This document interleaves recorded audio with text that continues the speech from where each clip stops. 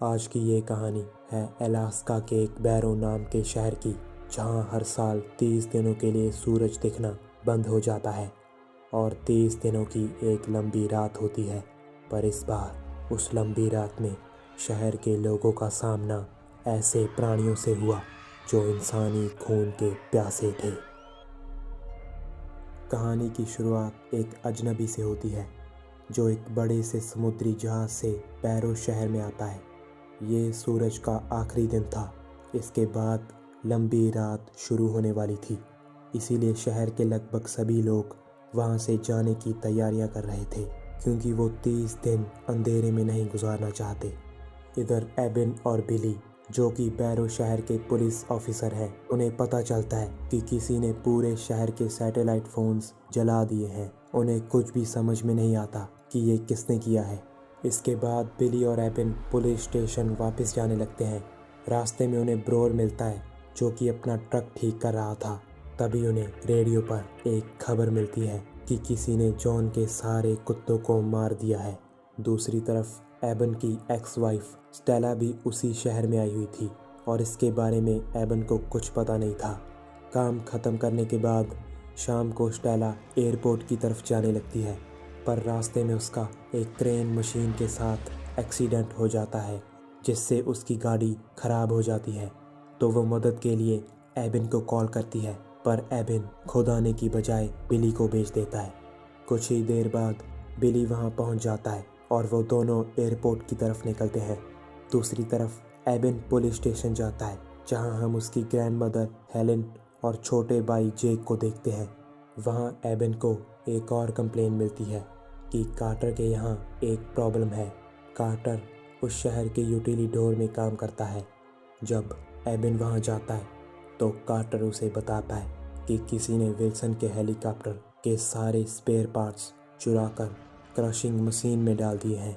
दोस्तों, ये सब कुछ वही अजनबी इंसान कर रहा था, ताकि इस लंबी रात में कोई उस शहर से बाहर ना जा पाए।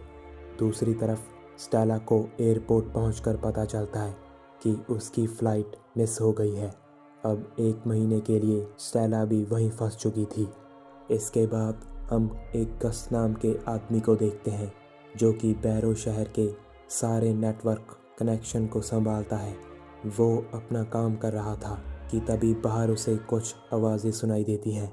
जब वो बाहर जाता है तो वहाँ कोई नहीं था, पर तभी पीछे से बहुत सारे वैम्पायर्स आ जाते हैं जो गस को जान से मार देते हैं। अब उस शहर का कांटेक्ट बाहरी दुनिया से कट चुका था। दूसरी तरफ लूसी के रेस्टोरेंट में वही अजनबी इंसान आता है। वहाँ वो लूसी से बदतमीजी करता है, पर तभी एबिन वहाँ आ जाता है और उस अजनबी को हथकड़ी पहना देता है। वहाँ एबिन को स्टेला मिलती है, तो स्टेला भी एबिन के साथ पुलिस स्टेशन जाती है। वहाँ हेलेन और जेक स्टेला को देखकर बहुत खुश होते हैं और एबिन उस अजनबी को लॉकअप में डाल देता है। दूसरी तरफ शहर में 3 मजदूर अपने काम से घर वापस लौट रहे थे कि तभी उनमें से एक को वैम्पायर उठाकर अंधेरे में ले जाता है।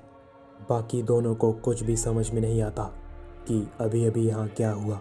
कुछ समय बाद उस आदमी की लाश अंधेरे से बाहर गिरती है, जिससे वो सहम जाते हैं और भागने की कोशिश करते हैं, पर वैम्पायर्स उन्हें चारों तरफ से घेर लेते हैं।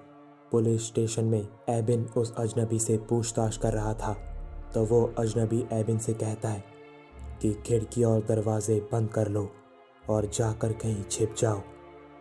ये खामोशी सर्दी की नहीं है, मौत चुपके से तुम्हारे पास आ रही है। वो आ रहे हैं और वो किसी को नहीं छोड़ेंगे। तभी हेलेन एबिन को बताती है कि कोई नेटवर्क नहीं आ रहा। एबिन इसका कारण जानने के लिए गस को फ़ोन लगाता है, पर सामने से कोई भी जवाब नहीं आता। तो एबिन गस को देखने सेल टावर जाता है, पर वहाँ गस नहीं था। जब एबिन वहाँ टॉर्च लगाकर देखता है तो वहाँ किसी ने गस का सर काटकर एक रॉड पर टांग दिया था। एबिन उसी वक्त पुलिस स्टेशन वापस जाने लगता है। दूसरी तरफ एक वैम्पायर जॉन के घर में घुस आता है और उसकी वाइफ को उठाकर ले जाता है। जॉन उसे बचाने की बहुत कोशिश करता है, पर बचा नहीं पाता। इधर एबिन पुलिस स्टेशन में जाकर उस अजनबी से पूछता है कि तुम्हारे साथी कौन है जो सबको मार रहे हैं, वो कहाँ छिपे हैं। पर वो अजनबी एबिन को कुछ नहीं बताता। तो एबिन और स्टेला बिली के घर जाते हैं ताकि वो बिली को सब कुछ बता सकें। पर रास्ते में उन्हें कई सारे लोगों के फुटस्टेप्स दिखते हैं। उसी वक्त जब स्टेला दूरबीन से आगे देखती है तो वो एबिन से कहती है कि जल्दी गाड़ी में बैठो, क्योंकि सभी वैम्पायर्स उसी तरफ आ रहे थे। स्टेला गाड़ी वापस ले जाने लगती है, पर तभी पीछे से आकर एक वैम्पायर उन पर हमला कर देता है। तो एबिन उस पर गोलियां चलाता है, पर वो गोलियां वैम्पायर पर बेअसर साबित होती हैं। तो स्टेला एकदम से गाड़ी के ब्रेक लगाती है, जिससे वो वैम्पायर नीचे गिर जाता है और स्टेला गाड़ी भगा लेती है और वो दोनों बच जाते हैं। थोड़ी देर बाद उन्हें रेडियो में से एक आवाज़ सुनाई देती है। तो वो दोनों पुलिस स्टेशन वापस जाते हैं, पर वहाँ चारों तरफ खून बिखरा पड़ा था। और तभी दूसरी तरफ सारे वैम्पायर्स शहर में घुस जाते हैं और सबको मारने लगते हैं। कुछ ही देर बाद वैम्पायर्स शहर के लगभग सभी लोगों को मार देते हैं। उन नरबख्शियों से जो गिने चुने लोग बचते हैं वो लूसी के रेस्टोरेंट में छिप जाते हैं। थोड़ी देर बाद स्टेला और एबिन भी वहाँ आ जाते हैं। वहाँ जेक को देखकर एबिन की जान में जान आती है। वहाँ एबिन सबको कहता है कि हम सब यहाँ नहीं रुक सकते, यहाँ वो हमें ढूंढ लेंगे। वहाँ कार्टर उन्हें बताता है कि यूटिलिटी डोर में एक छिपने की जगह है, पर यूटिलिटी डोर वहाँ से बहुत दूर था। तो वहाँ एक डेनिस नाम की औरत सबको बताती है कि मेरे घर में एक सीक्रेट एटिक है, हम उसमें छिप सकते हैं। तो वो सब डेनिस के घर में छिपने का प्लान बनाते हैं। सभी लोग उस घर की तरफ निकलते हैं और एबिन खुद स्टेला के साथ कुछ हथियार लेने जाता है, पर रास्ते में वैम्पायर्स उन पर हमला कर देते हैं और उनकी गाड़ी पलट देते हैं। वो सभी वैम्पायर्स एबिन और स्टेला को बाहर खींचने लगते हैं, पर ऐन वक्त पर ब्रोवर आकर वैम्पायर्स को ट्रक से कुचल देता है। स्टेला और एबिन ब्रोवर के ट्रक में बैठकर वहां से निकल जाते हैं, पर उन वैम्पायर्स का लीडर एबिन और स्टेला के चेहरे देख लेता है। ब्रोवर स्टेला और एबिन को डेनिस के घर ले जाता है, जो कि शहर के बीचों बीच था। उस घर के अंदर जाकर उन तीनों को वो एटिक मिल जाता है जिसमें डेनिस और बाकी सब छिपे हुए थे। बाहर चारों तरफ वैम्पायर्स घूम रहे थे। अंदर जेक सबको बताता है कि मैंने उन्हें देखा, ग्रैंडमा को नोच कर खाते हुए।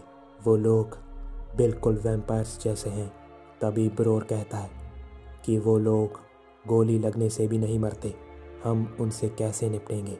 तो एबिन कहता है कि हम बारी बारी से सोएंगे। जब बर्फीला तूफान आएगा तो हम जनरल स्टोर में राशन लेने जाएंगे और उस राशन से हम 1 महीना आराम से काट सकेंगे। दूसरी तरफ वैम्पायर्स का लीडर पुलिस स्टेशन जाता है जहां वो अजनबी इंसान कैद था। वहां हमें पता चलता है कि वो अजनबी वैम्पायर्स के कहने पर ही वो सब कर रहा था, पर फिर भी वो दरिंदा उस अजनबी को मार देता है। इधर एटिक में स्टेला देखती है कि वैम्पायर्स सारे घर तोड़ रहे हैं। तो डग कहता है कि अगर हम यहाँ रहे तो वो हमें ढूंढ लेंगे। डग उस एटिक से बाहर जाने की कोशिश करता है और इसी बात को लेकर डग और एबिन में झगड़ा हो जाता है, पर ब्रोर किसी तरह उन दोनों को शांत करता है। इसके बाद अगले 7 दिन वो सब उसी एटिक में छिपे रहते हैं। 7वें दिन वो देखते हैं कि एक लड़की पूरे शहर में घूम रही है। वो चीख चीख कर मदद मांग रही थी। तो कार्टर एबिन को कहता है कि हमें उसकी मदद करनी चाहिए, पर एबिन जवाब देता है कि ये उनकी एक चाल है ताकि बचे हुए लोग बाहर निकल आएं। पर फिर भी एबिन उस लड़की की मदद करने के लिए एटिक से बाहर निकलता है। जब थोड़ी देर बाद कोई भी छिपा हुआ इंसान बाहर नहीं आता तो वो वैम्पायर्स उस लड़की को मार देते हैं और एबिन कुछ भी नहीं कर पाता। पर तभी एबिन को जॉन दिखता है जो कि वहीं छिपा हुआ था। एबिन उसके पास जाता है और उसे बाहर निकालता है, पर जॉन भी अब एक वैम्पायर बन चुका था। एबिन के करीब जाते ही जॉन उस पर हमला कर देता है। तो एबिन के हाथ एक कुल्हाड़ी लग जाती है और उसी कुल्हाड़ी से वो जॉन का सर काट देता है। इसके बाद एबिन दोबारा एटिक में चला जाता है। वापस जाकर एबिन स्टेला और ब्रोर को बताता है कि जॉन भी उनमें से एक बन गया था। दूसरी तरफ वैम्पायर्स का लीडर जॉन का कटा हुआ सर देखकर समझ जाता है कि शहर में अभी भी इंसान छिपे हुए हैं।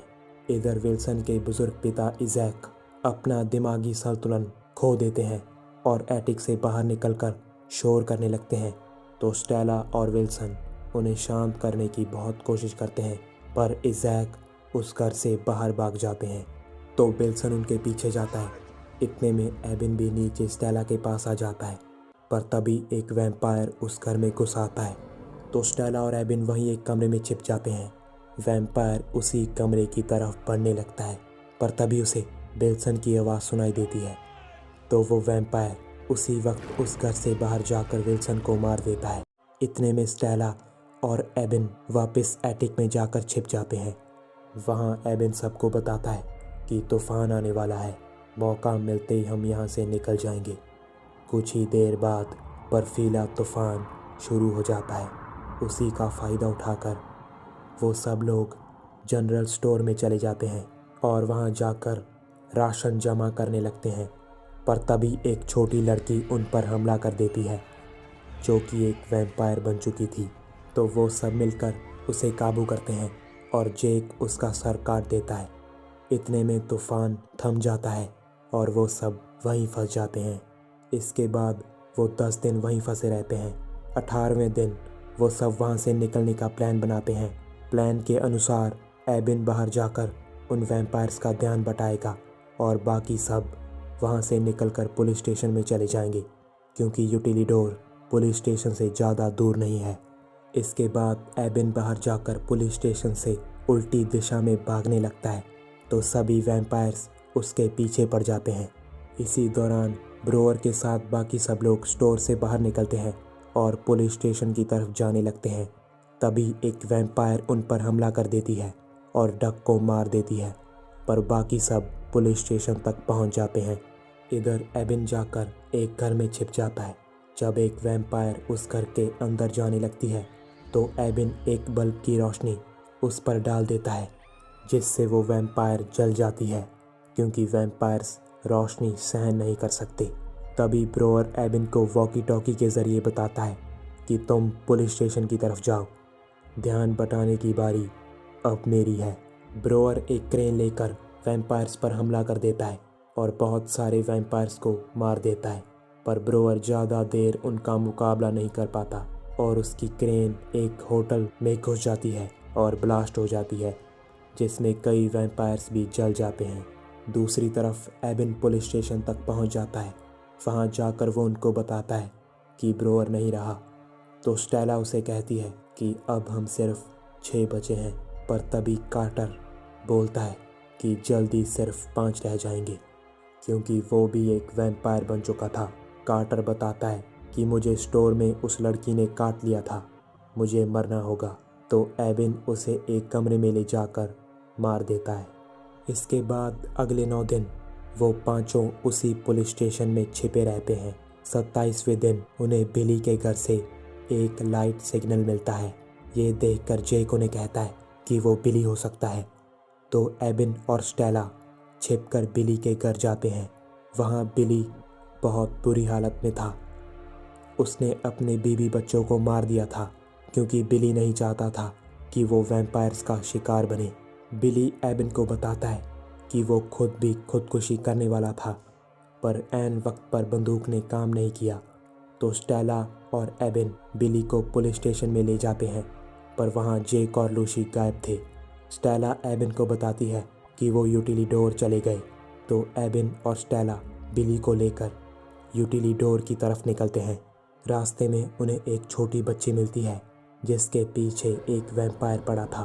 तो स्टेला उस लड़की को लेकर एक घर के नीचे बेसमेंट जैसी जगह में छिप जाती है, जहां बिली और एबिन छिपे हुए थे। पर वो वैम्पायर स्टेला को देख लेता है। तो एबिन स्टेला को यूटिलिडोर जाने के लिए कहता है और खुद बिली को लेकर दूसरे रास्ते से जाता है, ताकि वैम्पायर उनके पीछे जाए और स्टेला सुरक्षित यूटिलिडोर तक पहुंच जाए। पर आगे जाकर बिली और एबिन एक दूसरे से बिछड़ जाते हैं। बिली एक जगह पर जाकर छिप जाता है जहां एक वैम्पायर उसे देख लेता है। दूसरी तरफ एबिन यूटिलिडोर तक पहुंच जाता है जहां उसे जेक और लूसी मिलते हैं, पर स्टेला अभी तक वहां नहीं पहुंची थी। तभी वॉकी टॉकी पर स्टेला का कॉल आता है। स्टेला एबिन को बताती है कि वो उस छोटी बच्ची के साथ एक गाड़ी के नीचे छिपी हुई है। दूसरी तरफ वैम्पायर्स ने बिली को मार डाला था। इसके बाद वो वैम्पायर्स शहर की फ्यूल पाइपलाइन फोड़ देते हैं, जिससे पूरे शहर में तेल बहने लगता है और वैम्पायर्स का लीडर पूरे शहर में आग लगा देता है, क्योंकि कुछ ही देर बाद ये लंबी रात ख़त्म होने वाली थी।